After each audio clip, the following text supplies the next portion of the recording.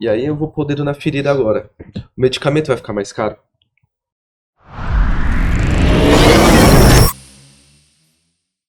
Olá pessoal, tudo bem? Tá começando o nosso segundo episódio do Visioncast, hoje focado na reforma tributária para o segmento farmacêutico.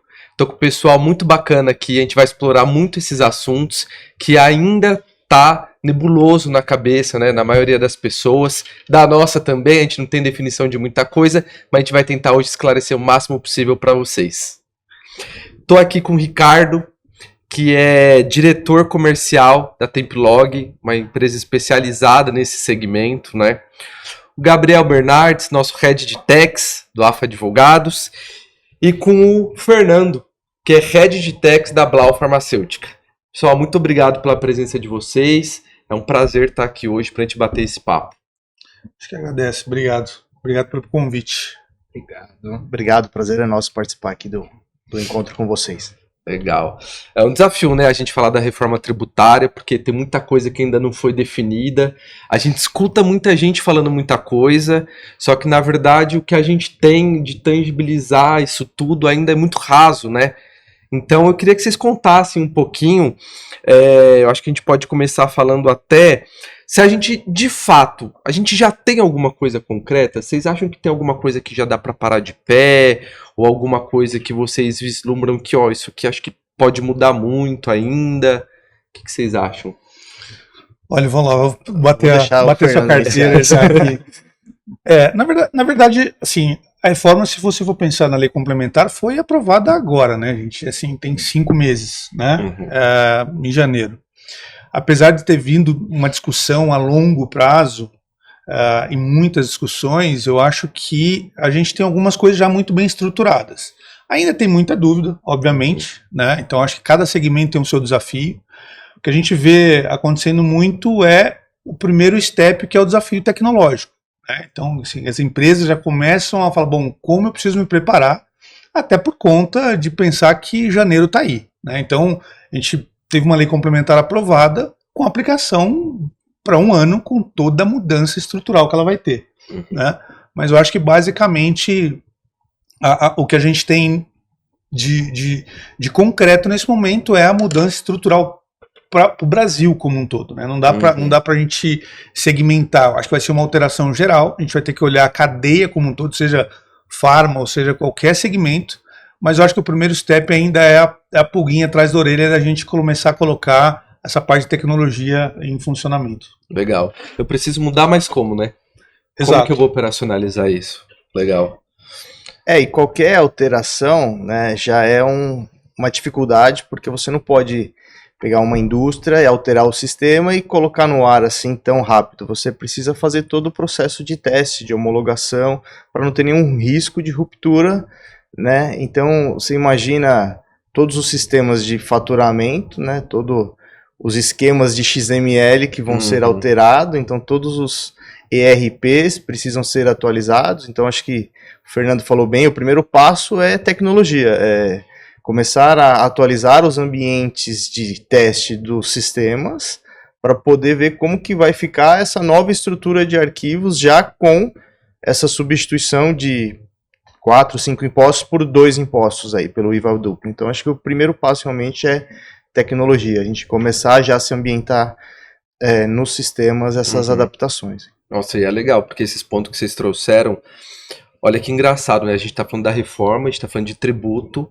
mas a principal coisa que a gente tem como ali a porta de entrada é sobre tecnologia, como que eu vou operacionalizar.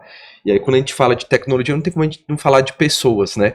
As pessoas estão preparadas, o meu time interno está preparado, vocês estão sentindo na ponta essa questão da diferença do profissional que vocês estão precisando para esse momento, porque a gente sabe que contabilidade, até essas questões financeiras mais complexas dentro das empresas, a gente tem ali um cenário, às vezes, de alguém que estaria há um tempo já fazendo da mesma forma, aquela mesma atividade, e quebrar essa mentalidade de, agora vai precisar ser diferente, vai mudar, o que eu fiz há 10, 15 anos desse jeito, agora eu preciso fazer de outro.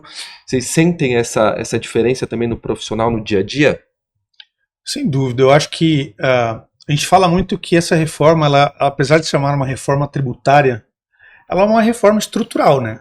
Então, grandes empresas estão formando comitês internos, então comitês onde vai ter área jurídica, logística, operações, comercial, tecnologia e também a área fiscal e tributária.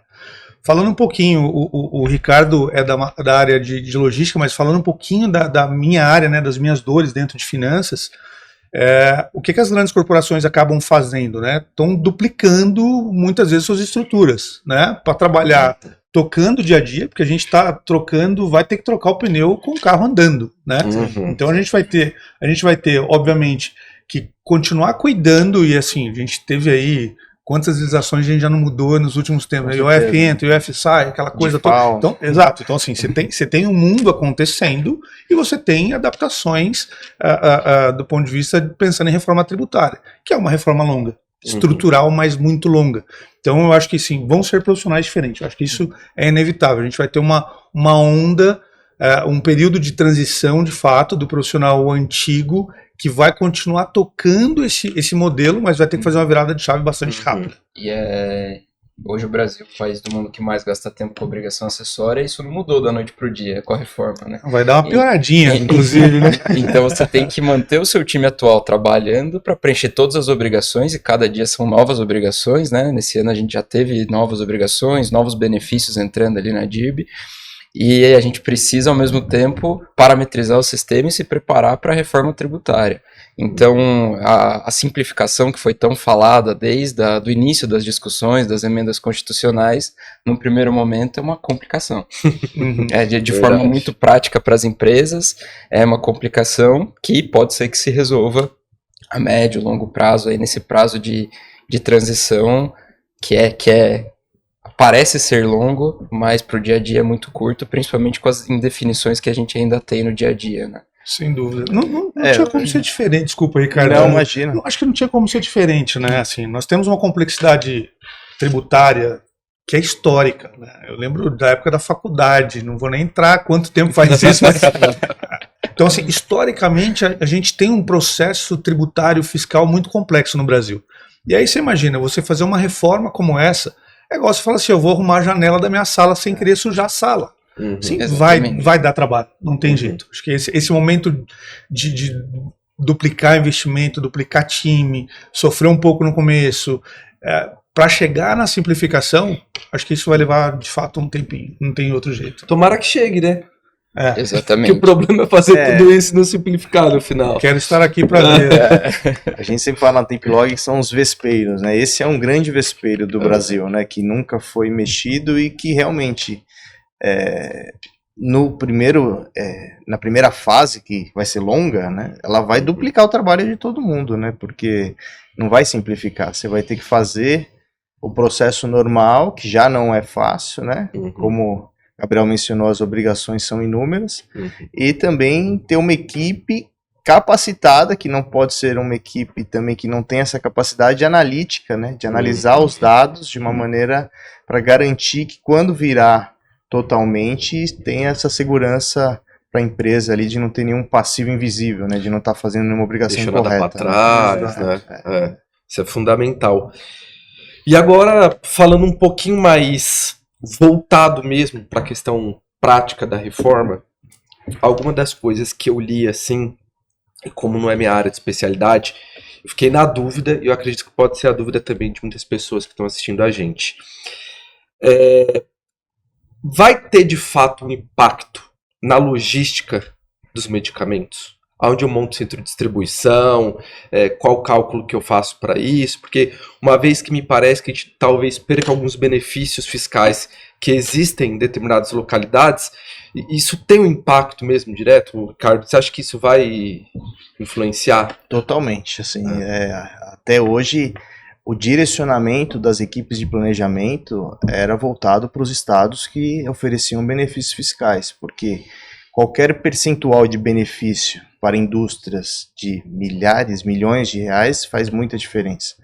Então, até hoje, todo o planejamento dos centros de distribuição, dos distribuidores, da maneira como os seus principais operadores logísticos, como você faz a sua importação e essa venda direta, tudo isso vai ser reiniciado. Eu acho que todos os planos, os planejamentos podem ser mudados, porque não tendo mais o benefício do Estado, o principal motivo vai ser a eficiência logística, né? Então, menor prazo, menor custo, maior proximidade e qualidade do paciente. Então, acho que vai mudar totalmente todo o planejamento de todas as empresas. Tem uma questão muito importante que a reforma altera, que é, hoje a tributação ela acontece no local de saída da mercadoria, né? Então, quando um centro logístico está localizado no estado de São Paulo, ele tributa a partir de São Paulo para São Paulo. A partir de agora ele vai tributar para o destino da mercadoria. Então, a tendência que isso traga é que os centros logísticos saiam de estados historicamente com bons benefícios fiscais, porque eles vão deixar de existir, como o Espírito Santo, Minas Gerais, Santa Catarina, e eles passem a ser localizados mais próximos dos mercados consumidores, que são Sul e Sudeste. Então isso deve mudar muito a estrutura de logística do Brasil. Eu mudo a mentalidade, então. Então, ao invés de eu me preocupar onde eu posso ter um benefício maior, eu vou onde está o meu consumidor. Exatamente. Por questão de eficiência. Redução de custos, não mais você trazer a maior eficiência financeira através do tributo, né, através da redução de carga tributária, mas sim através, de fato, da operação ser menos custosa. A gente tem falado de eficiência logística pura, porque o benefício fiscal, ele te dá um colchão de errar. Então você pode ter um custo maior ali que está sendo escondido pelo colchão causado pelo benefício. Uma vez que você não tem mais esse colchão, os números vão ficar mais transparentes. Então você vai ter cada vez mais ter confiança no seu parceiro e o serviço vai ser o principal diferencial, né? Acho que é a eficiência, né? Precisa ser mais preciso, né? Exato. Acho que já era um pouco já era uma tendência, né? Quando a gente fala que você implementa um ICMS ST na cadeia, que o ST já é o pro destino, você já coloca um DIFAL, né? Então já era uma tendência. Né? Eu acho que o grande ponto é que hoje você vai, a partir de agora, né, a partir da reforma, você vai precisar sair da eficiência que a gente chamava de eficiência tributária por uma eficiência logística, uma eficiência que visa o cliente final. Quer dizer, você está na indústria hoje, você fala assim, bom, eu estou ali apurando, fazendo minhas apurações, daqui a pouco fala, tudo que eu vendi, eu vou lá, calculo, crédito, débito e pago.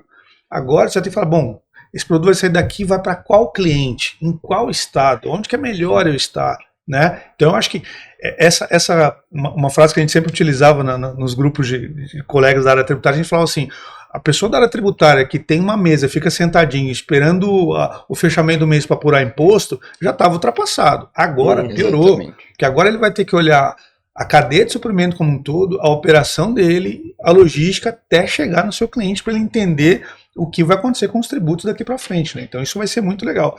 E eu acho que um ponto que você comentou do profissional também é que a reforma tributária é tão estrutural que agora todo mundo vai ter que falar de tributo. Não tem jeito. Então, você participa de eventos sobre reforma tributária, em qualquer evento que você encontre por aí, você vai encontrar não mais apenas advogados e pessoas da área fiscal e tributária, você vai encontrar pessoas de suprimentos, logística, enfim, tecnologia. Então, assim, tem muita gente olhando como um todo para a reforma tributária. Então, quer dizer, não se discute mais tributo só com quem entende de tributo. Agora você faz muito sentido, faz muito sentido. A gente tem visto cada vez isso mais, e eu acho que da questão do tributo em si, mas também de alguns aspectos que antes ficavam tão nichados, e agora me parece que assim, a empresa, o empresário entendeu que faz parte do negócio conseguir ter aquela informação mais fácil. E aí eu acho que é um papel dos profissionais dessa área conseguirem, né, digerir isso um pouco melhor para chegar na ponta, uma informação de qualidade e com mais fundamento também, que muito do Vision nasceu por conta disso. A gente queria poder passar de uma maneira muito transparente, né, todas essas peculiaridades. E eu acho que é fundamental quando você fala de que assim, não é mais um problema só da área. Não é só mais um problema fiscal, não é mais tributário. Porque a empresa tem que conversar como um todo, né? Se a gente tenta fazer um movimento só pensando no tributário, só pensando na logística, isso se desconversa e lá na frente eu vou ter um problema. E é muito pelo que o Ricardo me disse, cada vez mais, conforme a reforma avançar, eu vou precisar dessa precisão cada vez mais na ponta. Porque eu não vou ter mais o colchão. Exatamente. Faz muito sentido.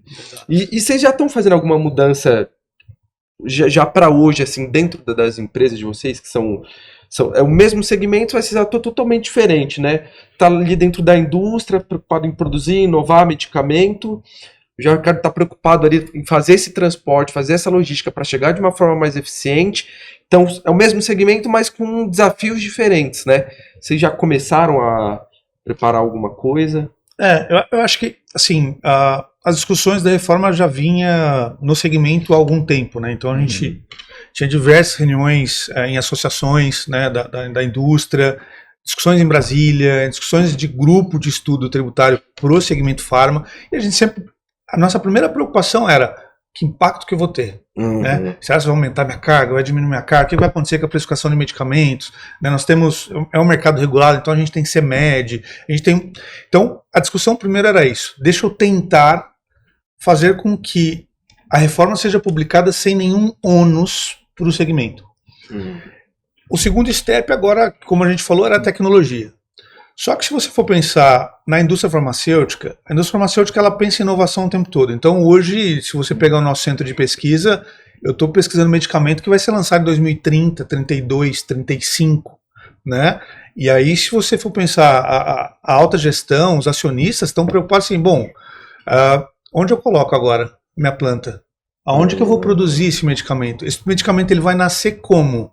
Né? Ele vai nascer com 60%, ele vai nascer com 100%, eu vou vender para quem? Né? Então quando você pega um portfólio futuro, você já fala assim, bom, isso aqui é governo. Bom, então o governo está tranquilo, você pode colocar aqui em São Paulo porque você vai ter 100% de isenção no IBS-CBS. Então, eu acho que esses são os primeiros movimentos. Eu acho que ainda está muito embrionário, muita coisa, né? Acho que, de novo, né, a lei complementar saiu em janeiro, mas acho que muita gente, muitos profissionais não acreditavam que a reforma pudesse virar, e virou, né? Então, e ela está aí, acho que é inevitável, a gente pode ter ajustes no decorrer do ano, mas eu acho que as empresas vão começar a sentir a necessidade de fazer exatamente essas avaliações. Então, quando eu olho para a indústria, eu já estou revendo, não só acho que os impactos num primeiro momento a gente já tem muito bem mapeado, mas o que a gente está pensando é no futuro, o que eu vou fazer no futuro, o que eu faço com meus investimentos a longo prazo. Então acho que isso é o principal que a gente está trabalhando hoje em dia. Entendi. Não, faz muito sentido, né? Principalmente quando você fala assim de ter um planejamento estratégico para o futuro, tentar entender um perfil desse consumidor, o que vai ser preciso lá para frente. Acho que fica até uma reflexão de que assim, vocês percebem que o perfil do consumidor mudou, porque aí até saindo um pouquinho da reforma, mas falando sobre o comportamento de sociedade, a gente vê que as pessoas me parecem que estão cada vez mais preocupadas com a saúde. A gente vê esse mercado no Brasil cada vez esquentando um pouco mais. Eu não sei se vocês sentiram isso, se foi antes da pandemia, se foi depois, se já tinha alguma coisa que já potencializava esse segmento para aumentar, mas vocês sentiram isso também? De que esse é um mercado que tende a se potencializar muito mais ainda? Bom, um dos segmentos que a Templog é especializada é a logística de medicamentos e produtos da área da saúde para medicina estética, né? E a gente percebeu, né, depois da pandemia, uma procura maior por produtos dessa natureza. Então, a harmonização orofacial ela ficou muito mais conhecida. Lendo alguns estudos, eles fazem relação com o aumento da quantidade de videoconferência. Então a pessoa no trabalho remoto ela via o rosto muito mais vezes do que no trabalho presencial. Então a gente notou, né, os nossos clientes tiveram um aumento dos seus produtos por essa procura na parte estética. Acredito que na saúde também naturalmente, obviamente, né, por não querer ter comorbidades para poder ter o risco ali do Covid, mas sim, acho que aumentou bastante a procura e a preocupação das pessoas com a saúde e também com a beleza. Nossa, legal, fantástico esse link aí que você fez do estudo, porque faz muito sentido, né? É verdade, uma coisa que a gente não para pensar, mas é verdade, as pessoas têm uma relação hoje até com gravação de vídeos, né, maior, né, redes sociais do que tinha antes, então isso leva uma procura de ter um rosto cada vez mais harmônico, digamos assim. E aí, acho que até complementando um pouco do que o Ricardo falou, acho que na questão de comportamento das pessoas, e aí falando até do ponto de vista pessoal mesmo, acho que, e não só para o segmento farma, e que talvez isso vai se conectar com reforma tributária, é a agilidade. Exato. Porque hoje todo mundo, você compra hoje tudo pela internet. E aí você fala assim, bom, eu quero comprar pela internet, quer dizer, com facilidade, mas eu quero rápido. E aí você pensa na reforma, aonde vai estar os seus CDs? Tem que estar perto. Então você vai ter que entender quem vai comprar o seu produto e como você vai fazer para chegar rápido. Né? Aí quando você fala de indústria farmacêutica, já participei de várias discussões com a área comercial que eles falam o seguinte, se um paciente, um consumidor chega no balcão de uma farmácia para comprar um medicamento por qualquer, sei lá, uma dor crônica, né? Tá uma dor de cabeça. Preciso de um medicamento para dor de cabeça. Eu tenho esse. Se o seu produto não estiver lá, ele vai pegar do seu concorrente. Então vai ser a disputa de quem vai estar lá na ponta mais rápido, porque o consumidor quer algo rápido, seja na ponta da farmácia ou seja numa compra online. Acho que isso vai ser... E para os operadores logísticos também a expansão geográfica vai ser facilitada, porque era e ainda é um desafio para nós essa questão dos benefícios fiscais. A indústria hoje eu quero Santa Catarina, amanhã eu quero Minas Gerais, e tem lei que tem benefício que é lei, tem benefício que é decreto, que pode ser mudado mudança de governador. Então você fez um investimento naquele estado e de repente tudo. Agora quando você leva toda a decisão para eficiência, fica mais fácil de um operador tomar uma decisão de investimento, porque ela não vai estar pautada num decreto de um governador que pode ser mudada tão facilmente. Gera mais previsibilidade. É isso, gera uma segurança maior de investimento, eu acredito. Tá vendo? Já estamos romantizando a reforma tributária. Só estamos colocando pouco. E nem falamos de alíquota ainda. Estamos falando de eficiência. Tá vendo? Eu ia perguntar isso agora. Agora vai entrar no problema. Agora, as alíquotas, isso tudo. Vocês acham que assim, e aí eu vou pôr o dedo na ferida agora, o medicamento vai ficar mais caro? Olha, eu acho que tem muita coisa ainda em discussão com base na alíquota que vai ser a alíquota padrão no final, né? Se fala muito durante as discussões, tinha muito aquela coisa assim, olha, o Bernardo Api falava muito isso, falou, olha, se a gente conceder um benefício aqui para um segmento, eu vou ter que ponderar porque a minha carga ou a minha arrecadação não pode mudar, né? Eu não posso dizer que para a indústria farmacêutica a reforma foi ruim, não foi. Assim, eu tenho histórico de algumas farmas, porque eu já estou no segmento já há mais de 20 anos, passei por algumas indústrias e no geral, até com discussões com colegas, né, e associações, apesar do pleito no geral sempre desejar, falar, olha, não tribute o medicamento é bem comum, aquela coisa toda. Mas, e aí o governo nessa coisa de, bom, eu preciso balancear, eu acho que ainda precisa ajustar algumas coisas do ponto de vista de como é que eu controlo o anexo, né, por substância, não é por substância, mas nem vou entrar nessa bagunça agora, mas assim, eu acho que no geral, eu acho que a indústria farmacêutica não pode reclamar. Então, eu ousadamente tendo a dizer que o medicamento não é para sofrer nenhum tipo de impacto grave para a população, de fato. Ah, legal. Porque essa é uma dúvida muito recorrente, né? Sempre que a gente fala de tributo, vai aumentar, vai diminuir, o consumidor já pensa assim, tá bom, mas vai ficar mais caro para mim? Não vai? No final do dia é isso que ele quer saber, né? Tá bom, vai ter toda essa mudança aí, mas para mim, no final do dia, vai mudar ou não vai? Eu acho que de uma maneira geral, todas as cadeias vão tentar se equilibrar sem que haja repasse. Mas que, se houver aumento, é natural que chegue no consumidor final. Não tem como. Não tem jeito. Isso é impossível, né? Então, para serviços logísticos, transporte e armazém, eu acho que vai aumentar do que existe hoje. E isso provavelmente vai ser repassado para os tomadores de serviço, que pode ser equilibrado com eventuais benefícios que eles possam ter com a reforma. Então, eu acho que o segredo é a transparência. Os números vão ter que ser cada vez mais abertos, o formador de preço dos serviços, para que demonstre que tem que ser equilibrado, né? Então, se de repente a gente tiver um aumento, sei lá, de 2, 3, 4 pontos percentuais ali que a gente tentar equilibrar isso com os créditos, com ações de localização, redução de quilometragem de distância para entrega. Então eu acho que vai ter que ser realmente uma conversa bem transparente com a indústria, para que o custo se equilibre de uma maneira que esses impactos não cheguem no consumidor. Eu acho que desculpa, Alan, acho que até para talvez eu tenha cometido uma gafe aqui, mas assim, eu falei do ponto de vista de carga olhando para a indústria propriamente dito. Mas, de novo, a gente pode voltar lá no começo do nosso bate-papo. Como a reforma ela é estrutural, vai ser inevitável. Eu vou precisar olhar o segmento como um todo. E aí a gente volta na palavrinha bonita de eficiência. Porque eu vou ter aquela questão do... Hoje eu não vou discutir mais créditos, né? Ou pelo menos as discussões vão ser menores. Então eu vou ter um benefício aqui, eu posso ter uma perda em serviço porque o meu prestador vai repassar alguma coisa, mas eu vou equilibrar com coisas que eu não tinha crédito e passo a ter. Então a necessidade de você olhar aquele ambiente inteiro da sua cadeia produtiva, ou seja, da onde você compra, se você compra local, se você importa, como você produz e onde e de que forma você vai entregar. Eu acho que isso vai ser o fundamental, é o que vai fechar a conta. Legal.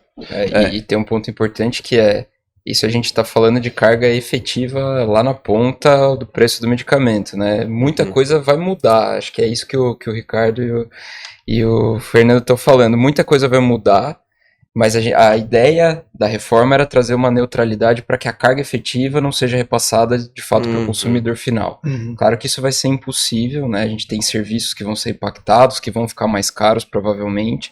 Talvez a curto prazo essa diferença seja maior, isso tenda a melhorar ao médio e longo prazo, mas acho que para o setor de medicamentos em específico, eles saíram da reforma mais fortalecidos, sendo classificados como a lei complementar como um bem essencial que tem uma redução, né, de tributação. Então acho que para vocês no final do dia acabou sendo vantajoso ter mais segurança jurídica, pelo menos, né? Sim, e eu acho que tem um ponto também que a gente que foi muito discutida, né, durante a época da PEC e tal, que assim, não é só uma questão de eliminar guerra fiscal, de você reduzir ou aumentar a carga tributária, você evita sonegações, né? Assim, exatamente.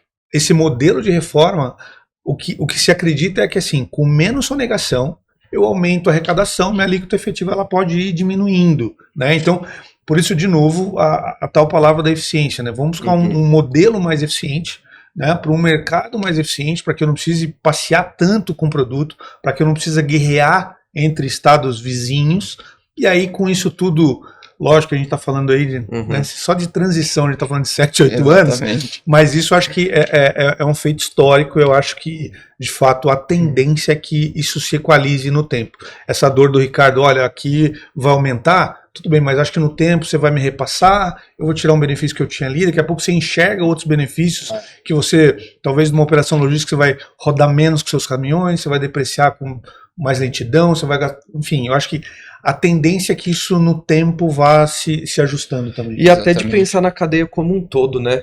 Eu acho que isso que vocês falaram, acho que faz muito sentido. Eu não sei como funciona hoje, se há essa interação tão próxima, assim, essa sinergia, desde quando eu produzo ali o medicamento até quando ele está ali dentro da farmácia, essa cadeia inteira, se hoje ela já é pensada dessa forma, com essa sinergia tão grande, eu acredito que vai potencializar, se já eu acredito que vai potencializar ainda mais, porque eu vou precisar muito dessa eficiência lá na ponta, né? Um bom ponto que deve mudar muito é a precificação. E aí a gente está falando globalmente de tudo, deve mudar. Hoje os tributos vão passar, ao invés de serem calculados por dentro e por fora, isso vai facilitar a precificação, provavelmente. Mas a gente está falando de um cenário ainda muito hipotético, porque a gente não tem alíquota, a gente não tem comitê gestor. Sim, mas muito provavelmente a gente vai mudar da precificação, a logística, tudo vai ser alterado de uma forma global, principalmente considerando que o Brasil tem uma alta carga tributária e hoje é muito complexo, né? Exato. Não, fundamental. E parando para pensar um pouco nisso, até nessa cadeia que é extensa, né? Sabe, o Brasil é o tamanho de um continente.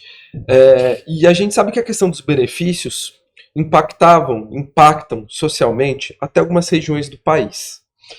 E pelo que a gente tem conversado aqui, então eu entendo que a gente não vai ter mais esses benefícios estado a estado, município a município. Isso vai fazer com que a questão da eficiência seja vista e seja pensada. Bom, aonde é melhor eu ter meu centro de distribuição? E isso não vai poder ser mais selecionado com base em benefício fiscal. Vocês acham que isso tem uma tendência da gente concentrar isso em uma determinada região do país e causar um desequilíbrio muito grande em outros estados que hoje talvez sejam beneficiados? Analisando hoje, friamente, sim. Eu acho que da maneira como a gente está projetando, você vai ter um fortalecimento do Sul e do Sudeste e um enfraquecimento talvez ali na questão de tributação, que hoje os estados têm mais benefícios, né, do Norte e Nordeste. Mas é o que a gente estava discutindo. A gente acredita que isso vai ser talvez revisto pelo comitê, eu não sei, de alguma forma equilibrado. Vão ter que equilibrar. Porque hoje, por exemplo, no transporte, você já tem uma diferença de 7 para 12, né? Então, assim, Sul, Sudeste, com exceção do Espírito Santo, 12, Norte, Nordeste e Centro-Oeste, 7%. Então, você já tem um benefício no transporte para estados com menor volume, menor poder econômico. Então, assim, hoje eu vejo que pode gerar um desequilíbrio, mas acredito que isso vai ser discutido e vão tentar, de alguma maneira, equilibrar. Eu acho, assim, isso é fundamental, né? É necessário. Acho que a gente estava escutando, a questão social, né? Exato. Eu acho que os extremos, a gente sempre fala que os extremos é sempre muito ruim, né? Então, você achar que a região Sul e Sudeste agora vai ser beneficiada e todo mundo vai vir para cá, também não comporta. Né? Do mesmo jeito que se todo mundo desejar que a Zona Franca está garantida, não, vamos todo mundo para a Zona Franca, né? Alguém sabe o tamanho da Zona Franca? Né? É pequeno, não tem pessoas para isso. Então eu acho que vai ter que ser cuidado, acho que a gente tem tempo para isso. Não dá para a gente falar que tudo vai ser aqui e nem tudo vai ser lá. Acho que assim, o fim dos benefícios, acredito que vão ter outros incentivos com outros formatos que precisam ser angariados e discutidos aí entre os comitês e os governos, porque de fato não dá para você não ter e não gerar assistência para essas regiões. Além do que são regiões que também são extremamente consumidoras. Sim. A gente está falando de uma capital, uma região como o Sul-Sudeste, que é quase fora do normal da quantidade de pessoas e renda que se gera aqui. Mas a gente não pode descartar a região Norte e Nordeste, porque é um mercado gigantesco também. Né? Exatamente. A reforma tentou trazer um equilíbrio de arrecadação, né, de receita para os estados, mas essa questão fundamental de talvez haver uma saída, uma fuga das indústrias, das empresas prestadoras de serviço dessas regiões, pode gerar um impacto social grande, né? Historicamente, a gente tem no Brasil, como a carga tributária é muito elevada, a gente tem o benefício fiscal, ele é feito com a intenção de incentivar a produção naquele estado, de trazer investimento. Eu acho que o que a gente pode vivenciar nesse período de pós-reforma, principalmente, é que os estados tenham que se adequar a isso. Não mais usar o benefício fiscal como uma forma de trazer investimento, mas investir em infraestrutura, investir em questões mais técnicas, rodovias, né? Em questões de logística, questões de fato trazer mercado consumidor, não voltado para o benefício fiscal pura e simplesmente, mas sim o governo também fazer uma readequação estrutural para que ele possa trazer investimento de forma que isso se perpetue ao longo do tempo e não mais, né, o que a gente vem discutindo desde o começo a gente está vendo uma mudança muito grande de paradigma, que as empresas hoje planejam operacionalmente através do tributário. O que a tendência que a reforma vai trazer é que as empresas planejam operacionalmente junto com o tributário. Porque o tributário não vai ter mais esse ganho financeiro tão pertinente, tão relevante lá na ponta, que vai valer a pena eu cometer alguns equívocos, eu ter um custo maior em algumas regiões.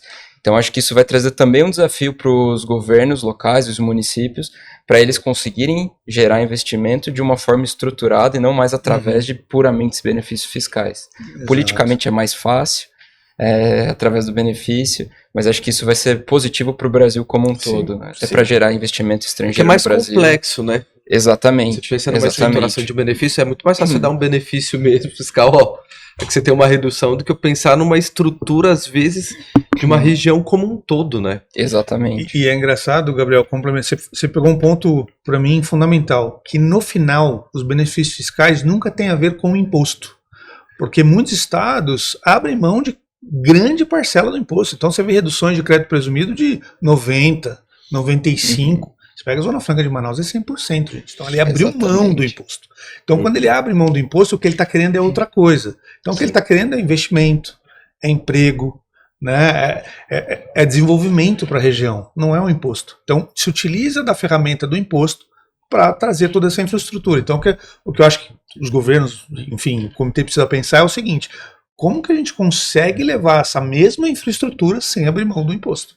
Acho exatamente. O imposto é o meio, não é o fim, né? Exato. Exatamente. É uma ferramenta para poder, que no final do dia o que todo mundo quer é um estado, um município bem, com uma saúde financeira boa, né? Trazendo muitos benefícios de fato mesmo ali para os cidadãos que vivem ali. Acho que faz muito sentido. E isso tende a gerar previsibilidade também, né? Hoje a gente vê grandes indústrias se mudam com uma facilidade grande dependendo muitas vezes do tributário, né? Exatamente. Então hoje isso deve gerar previsibilidade para algumas regiões que também são carentes, que têm uma questão econômica social mais deficitária. A tendência é que isso gere previsibilidade e aí a gente consiga aí falando de Brasil como um todo, endereçar algumas regiões de forma mais assertiva, não só trazendo benefício fiscal e trazendo investimento em detrimento de outros estados e outras regiões, né? Pensando na eficiência como um todo, né? Se eu produzo alguma coisa que a mão de obra mais qualificada para aquilo está em determinada região, eu vou para aquela região agora.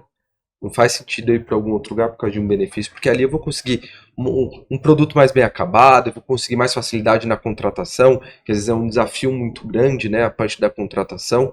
Então acho que a gente tem aspectos aqui, a gente falou muito da reforma, mas eu acho que de aspectos não tão ligados estritamente à alíquota, ao que vai acontecer, mas questões práticas, né, de que se pensar. Trazendo um exemplo da logística, né, até para complementar aí o tema, a gente tem muitos problemas, às vezes, com retenção do Cefaz. No transporte aéreo interestadual, você pode ter ali uma retenção, né, da Secretaria da Fazenda. Eu acredito que com a reforma pode ser que isso seja reduzido ou até eliminado, esses bloqueios, pela forma como vai ser estruturado. Talvez o Fernando possa me corrigir melhor, mas, por exemplo, no transporte de medicamentos, Thermolabs, uma retenção, ela gera toda uma questão de manutenção da cadeia, né, das embalagens isotérmicas, então gera toda uma questão operacional que você tem que acionar para garantir a troca das bolsas de gel, enquanto está se resolvendo uma questão fiscal tributária. Então talvez também essa guerra de estados reduzida ou eliminada, a gente consiga também tirar essas barreiras, né, de retenções de transporte de medicamentos, que às vezes tem um paciente esperando no hospital, né, se tem algum problema ali e o medicamento não chega por uma questão de emissão de nota aí, né, então... E essa retenção hoje acontece por questão disso, de um problema ali... Claro que sim, os grandes importadores, as grandes indústrias, eles tentam ter uma inscrição dentro do estado para minimizar isso, mas mesmo assim, com a questão do DIFAL, né, desde que implantou-se essa questão também do imposto ir para o destino, você tem que emitir a GNRE, as guias, pagar antecipadamente, mas mesmo assim, você tem muitas vezes retenções, estados como Ceará, né, Mato Grosso do Sul, a gente tem bastante relatos, Paraíba, de retenções que talvez possam ser reduzidas, né? Possam agora, com esse novo cenário, não ter esses problemas de... É mais uma adaptação que vai ter, né? Acho que o processo fiscalizatório vai mudar, isso também não tenho dúvida. Totalmente, né? A gente fala que vai ter mais retenção digital do que de propriamente caminhão na barreira física, né? Então a retenção ela vai ficar cada vez mais digital, né? Não, sensacional. E eu acho também que se a gente pudesse fazer um resumo disso tudo, me parece que a reforma é grande, é bem estruturada, existem muitas etapas que vão precisar acontecer até a gente conseguir sentir mesmo eventual benefício lá na ponta. Acho que também vai depender muito de como vai ser feito, de como essas coisas serão conduzidas, dos remédios paliativos que a gente vai precisar, me parece que já se precisa em determinados assuntos, até os que a gente comentou aqui, dessa questão de fechar centro de distribuição, abrir centro de distribuição, eu acho que isso tem um impacto bem relevante também. E eu acho que o principal é sobre a mentalidade das pessoas que estão operacionalizando tudo isso. A gente falou de tecnologia, a gente falou de pessoas, a gente falou de olhar a cadeia como um todo. Então eu acredito que, por mais que seja uma reforma tributária, a gente está falando também de uma reforma operacional, uma reforma que mexe na estrutura das empresas como elas trabalham hoje e na estrutura como os governos também se posicionam sobre determinados assuntos. Acho que é isso. Vocês têm alguma coisa para complementar, para finalizar agora? Eu acho que eu concordo com você, Alan. Eu acho que assim, acho que a gente está passando por um momento épico, de fato, com a reforma. Uhum. Acho que eu nunca vi um governo que discutiu tanto com o contribuinte e associações a preparação da reforma. Uhum. Então, inclusive, ainda se discute muito. Então, acho que é uma oportunidade que todos estamos tendo de, em conjunto com o governo, comitê, teve comissões de estados, né, várias reuniões abertas no Senado, teve segmentos específicos que foram lá falar, fazer seus pleitos. Então, eu acho que é um momento histórico, inclusive, nesse sentido. Assim, de ter uma possibilidade de se criar um novo modelo tributário brasileiro, onde não só o governo impôs uma lei complementar, mas uma lei que foi, poderia até talvez ter sido mais, mas que foi construída em 4 mãos. Para mim isso é um marco, assim. Antes a gente via a lei sendo publicada no Diário Oficial, aplica. Agora não. A gente está tendo a oportunidade, e eu posso falar um pouco disso, porque a gente está desde 2021, 2020 discutindo fortemente reforma tributária. Então acho que esse, se tem um ponto positivo também na construção da reforma, acho que é isso. E assim, eu acredito que cada vez mais a tecnologia vai ser uma aliada, né? A gente nem entrou muito no assunto de inteligência artificial, mas assim, eu acho que essas análises de dados que vão ser necessárias para rever o planejamento de diversos cenários, e se a gente distribuir 30% por esse estado, 20% por aquele estado, então essas análises de dados, eu acho que a inteligência artificial, a capacidade de processamento de dados que a gente tem hoje vai contribuir muito. Então a tecnologia tem que ser uma aliada da área operacional, da área fiscal, ali de quem está fazendo o planejamento, e eu acredito que vai potencializar muito essa questão das parcerias estratégicas com os operadores logísticos. Muitas vezes a indústria escolhia o parceiro logístico basicamente porque ali ele tinha uma estrutura dentro daquele estado e aceitava um serviço ruim, digamos assim. E a partir de agora não vai mais ser necessário aceitar um serviço ruim, ele vai poder escolher um pelo serviço, pela eficiência do serviço. Então acho que essas alianças, essas parcerias estratégicas de logística com indústria, eu acho que é um ponto que a gente vê como uma oportunidade de aumentar nosso relacionamento e enfim.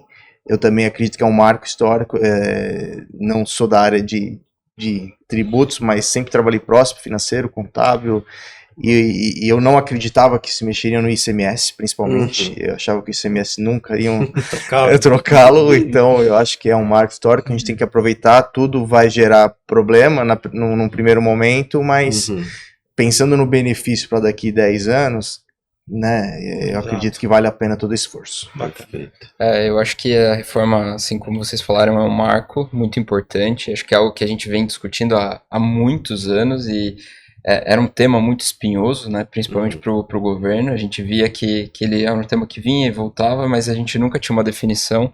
Acho que foi muito importante a gente ter um primeiro passo, ainda que as primeiras propostas tenham sido bastante alteradas, mas a gente teve muita discussão, muita participação do contribuinte. Acho que isso foi fundamental para a gente conseguir passar por esse período de aprovações. Eu acho que a reforma tem um grande potencial de aumentar a competitividade de mercado, que acho que é algo importante para o Brasil como um todo. A gente vai partir agora de um marco zero, então os planejamentos tributários, financeiros e operacionais vão ter que ser todos reestruturados. Isso vai possibilitar que as empresas pequenas e médias, que são empresas emergentes, possam competir de forma mais igualitária com as grandes corporações. Isso vai trazer mais competitividade para todos os cenários. Então a gente vai ter, quem for mais eficiente, tiver mais bem preparado, vai ter muita possibilidade de crescer, de se desenvolver e de melhorar. Eu acho que isso é um ponto muito importante para o Brasil economicamente como um todo, embora eu tenha uma visão um pouco pessimista em curto prazo sobre geração de emprego e sobre a parte econômica mesmo, mas acho que isso a médio e longo prazo vai ser superado, e a reforma vai ser um marco muito importante para a gente ver um Brasil diferente nos próximos anos. É claro que a gente depende ainda de muitas aprovações, de comitê gestor, a gente vive um momento político difícil, então a reforma tributária ficou um pouco de lado das discussões nesse momento, mas eu acho que a gente passando por esse período e focando de novo na reforma, isso tende a ser muito positivo para o Brasil, de uma forma a perpetuar os negócios e a perpetuar as empresas e possibilitar que o Brasil cresça de uma forma mais orgânica do que ele vinha crescendo até então. Perfeito, perfeito. Pessoal, muito obrigado pela presença de vocês. Eu sei que o tempo é corrido no dia a dia, é difícil a gente parar para conversar assim, mas é sempre muito bom. Eu acredito que todo mundo que escutou a gente aqui hoje, que conseguiu parar um pouquinho para aprender sobre a reforma tributária. A gente falou de um segmento específico aqui, mas eu acho que muito do que foi falado funciona também para outros segmentos. Se você ficou com alguma dúvida, tem algum ponto que quer discutir, comenta aqui embaixo no vídeo, que a gente entra em contato e tenta trocar uma ideia, esclarecer os pontos que não ficaram muito claros, tá? Muito obrigado por assistir mais um Visioncast. Muito obrigado, pessoal. Até a próxima. Até mais.